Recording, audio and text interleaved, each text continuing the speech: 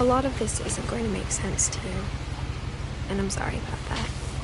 I'm just going to start at the beginning, with the house.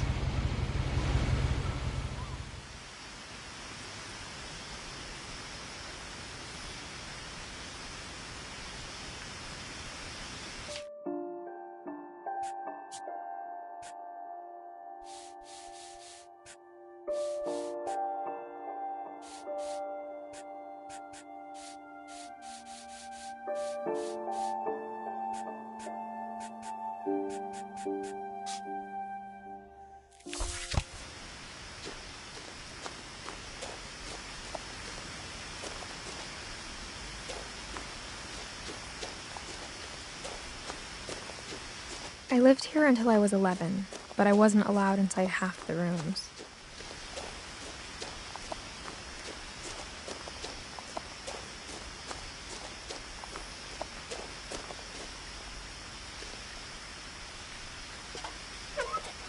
Inside the mailbox were bills from 7 years ago, marked urgent, open immediately.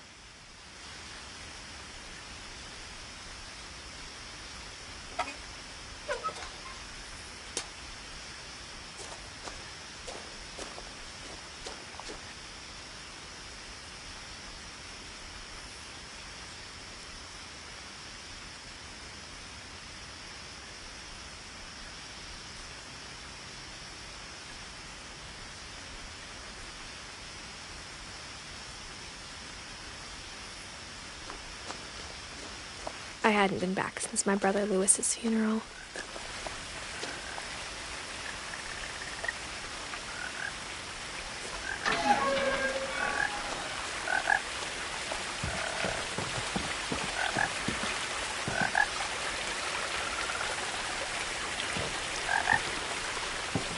In her will, my mother left me a key, but didn't tell me what it unlocked.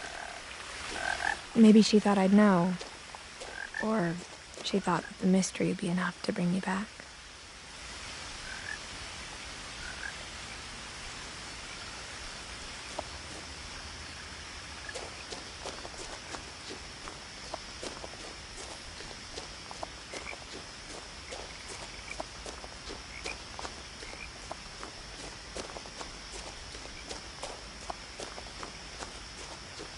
No one had driven this way in a long time, but I saw a few hoof prints.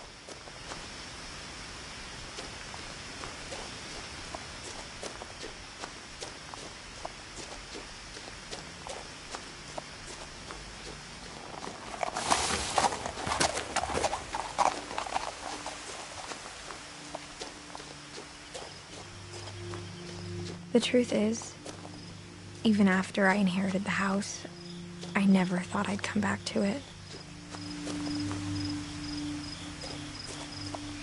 But now I had questions about my family that only the house knew the answers to.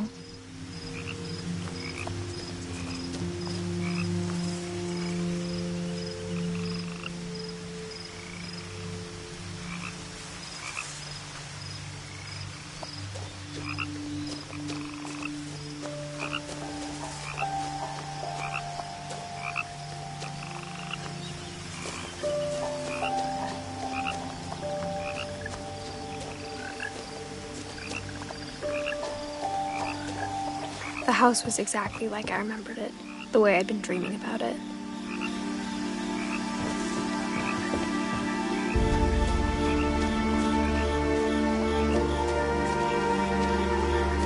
As a child, the house made me uncomfortable in a way I couldn't put into words.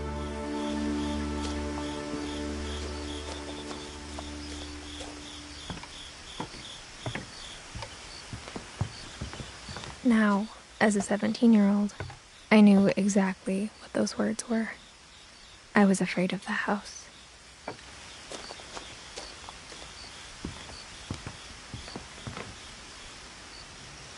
I hoped the key might unlock the front door. It didn't. Looking in, I felt like the house itself had been waiting for me.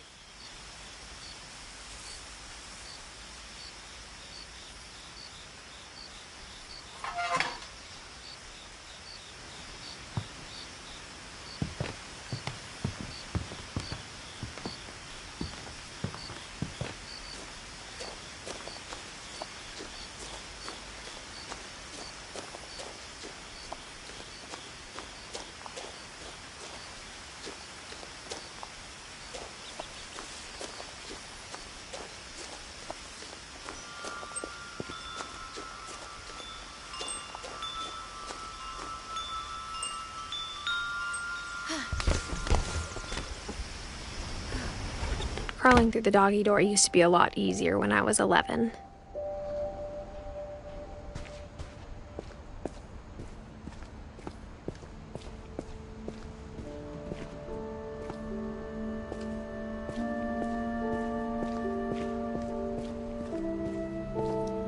For the first time in years, I felt like I was home. But instead of a family, there were just memories of one.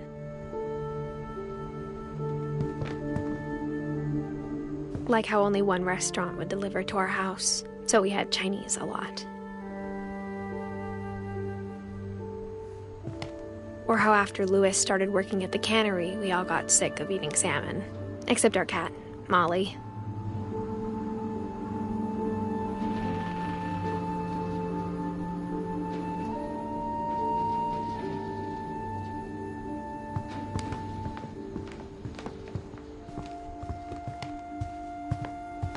The table was still a wreck from the night we left.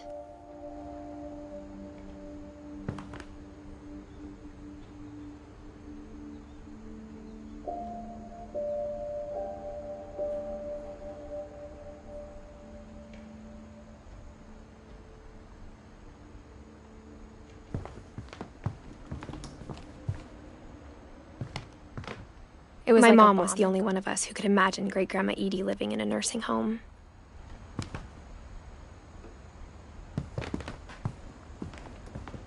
Nothing in the house looked abnormal. There was just too much of it, like a smile with too many teeth.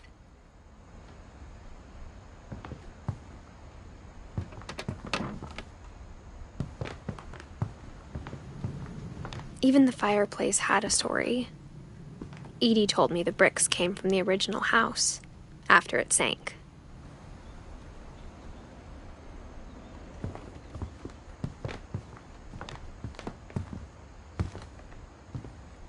Mom always told me to stay out of the basement, so I wasn't too surprised when the key didn't fit.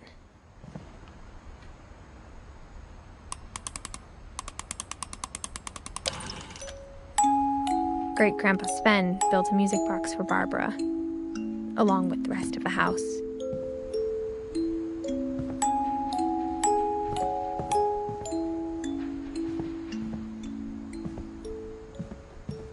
A lot of things got left behind in the whirlwind of that last night.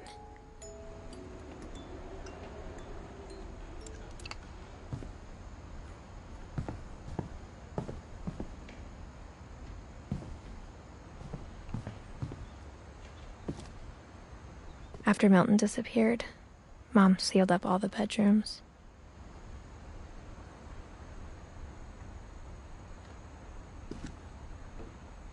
Then Edie retaliated and drilled peepholes.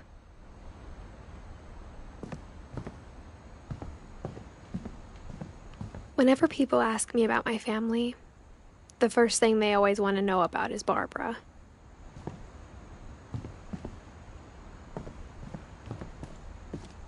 Mom must have locked the third-floor stairs on the night we left.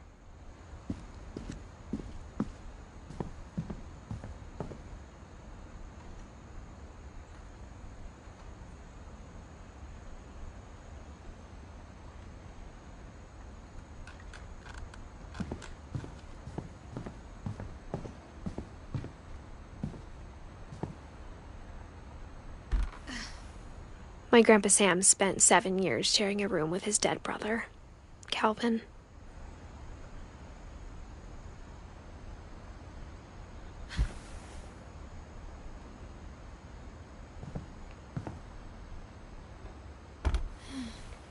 As a kid, I just assumed every house had peepholes and sealed rooms you weren't allowed inside of.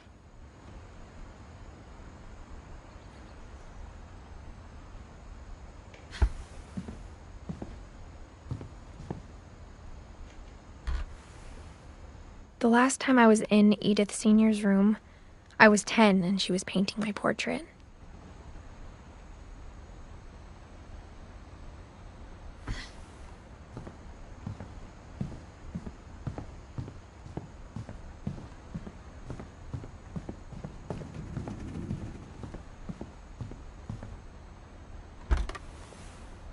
Molly always seemed like a girl I could imagine being friends with, if she hadn't died in 1947.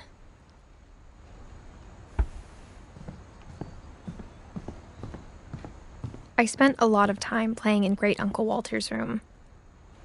I think my mom sometimes regretted not sealing it up. Louis told me there were secret passages, but I never believed him.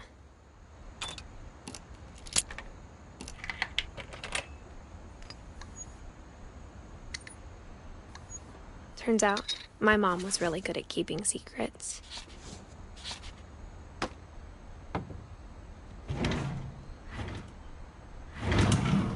Now it was time to find out what my mom had been afraid of.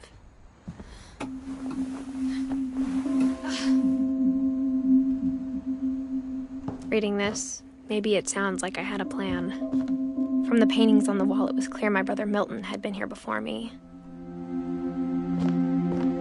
But I had no idea what was behind that door.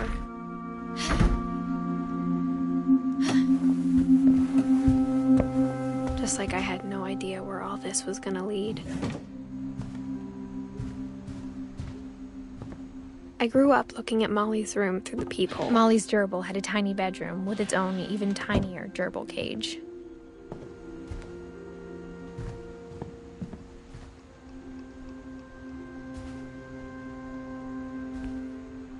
I got the sense Edie had spent a lot of time here. December 13th, 1947.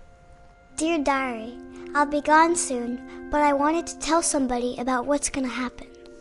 It started when Mom sent me to bed without dinner.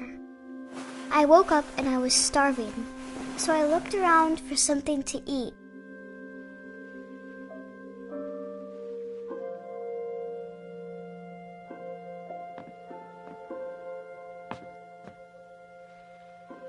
The gerbil food was dry, but I didn't mind it.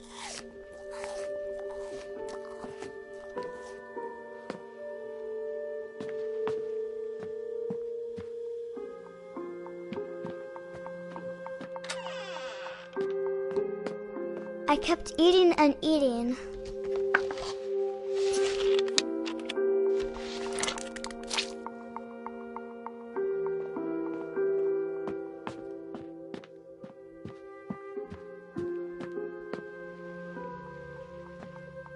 My Halloween candy was all gone.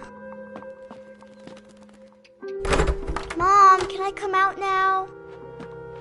Sweetheart, it's late. Go to sleep.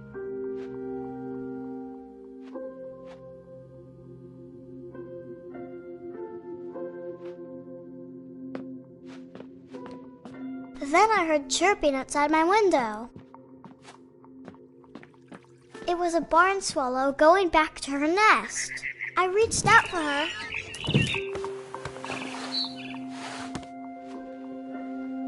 And suddenly, I was a cat.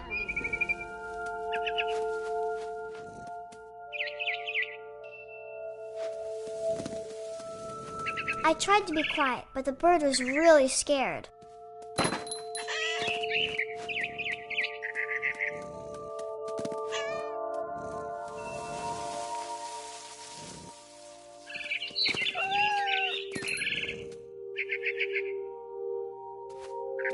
Mom and Dad didn't even look at me.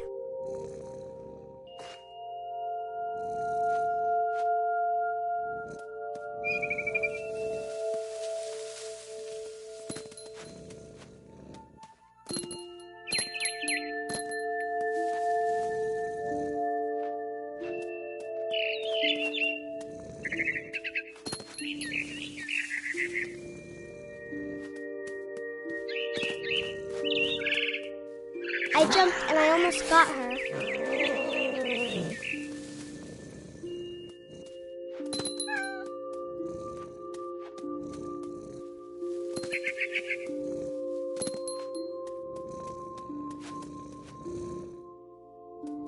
I could tell she was getting really tired.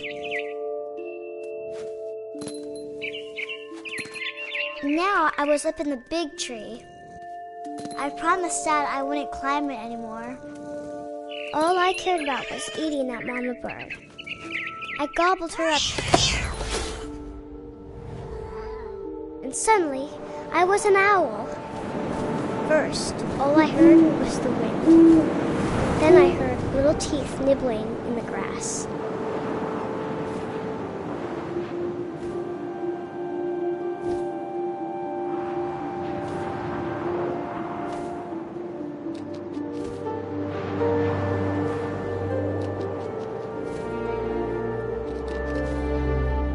Rabbits.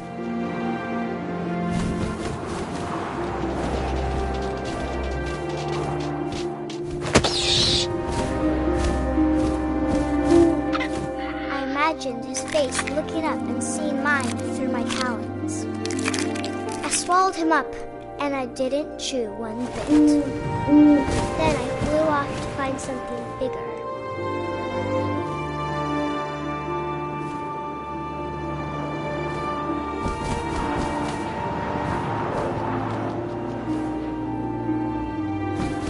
A mama rabbit.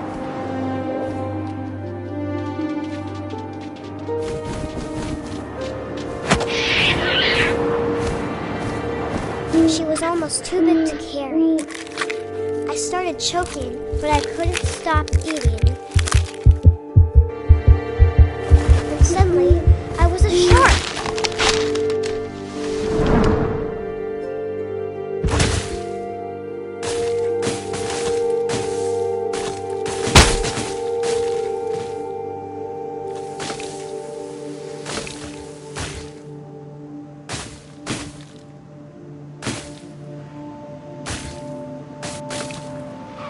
I rolled off a cliff and into the ocean.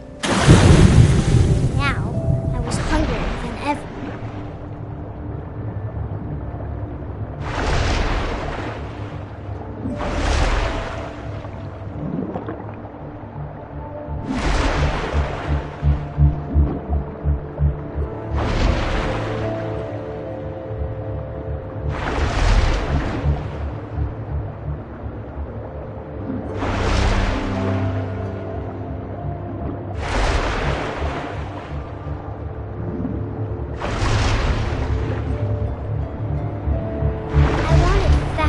Juicy seals.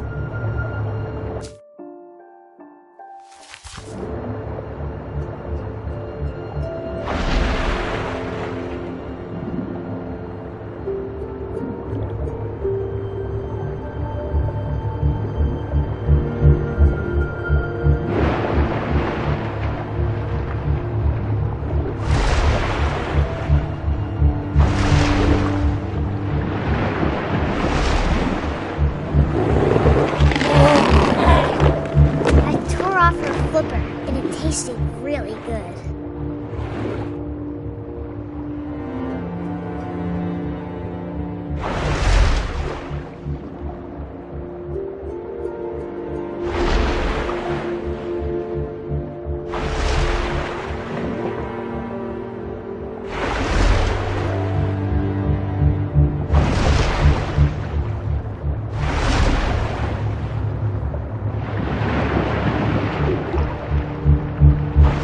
Grabbed on tight, but I was so hungry I jumped out of the water. When I opened my eyes, everything had changed.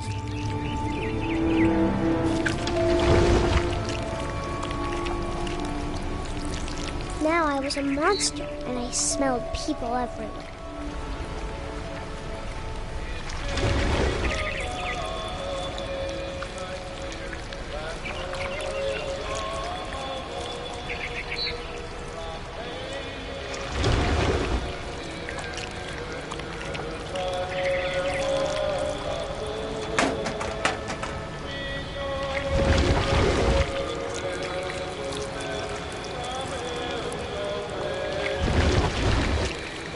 I was big, but I moved real quiet.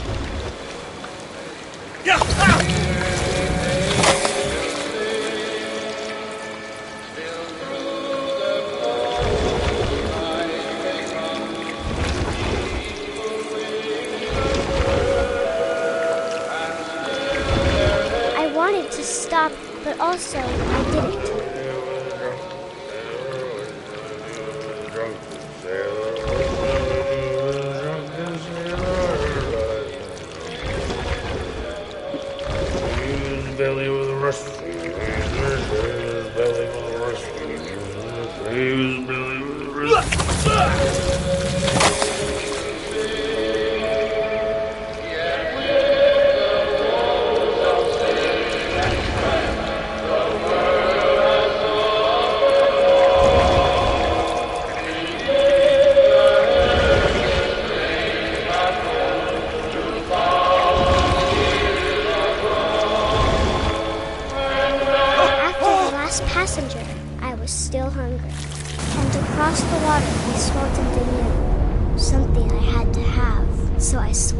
towards it.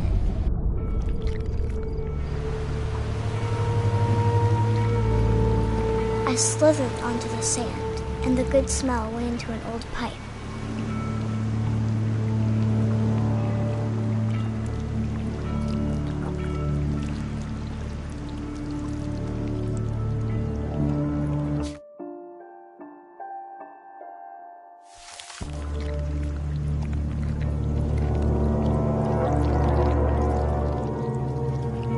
I got closer and closer.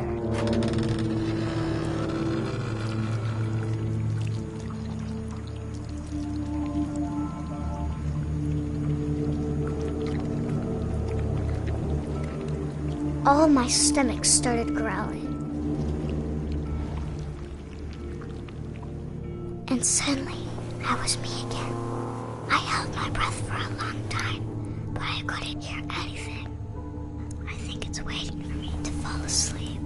But it's not going to wait much longer. It needs to feed, and we both know I will be delicious.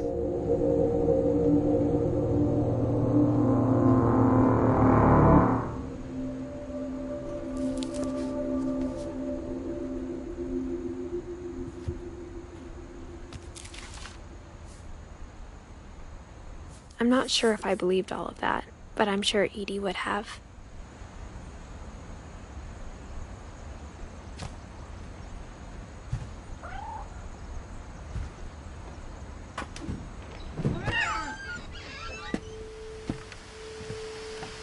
This will be obvious later, but my mom never told me any of these stories. Edie would have, but Mom didn't like bringing up the past. Though, when we adopted a stray kitten, she was the one who named it Molly. I spent a lot of time in Great-Grandma Edie's room.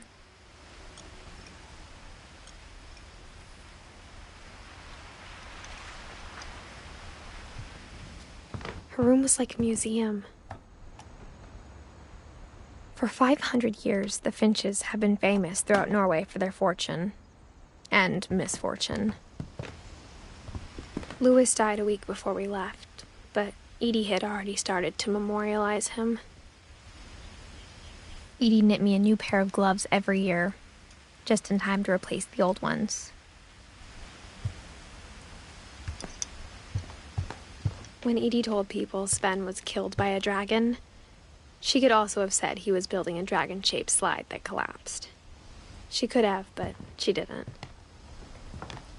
Even in her 90s, sometimes Edie seemed a lot younger than my mother. The only trace Grandpa Sam's first wife, Kay, left on the house was the pink bathroom.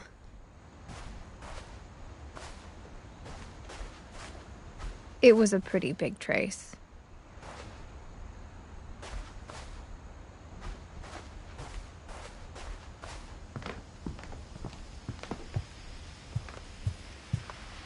Edie gave a big interview about a mole man living under the Finch house.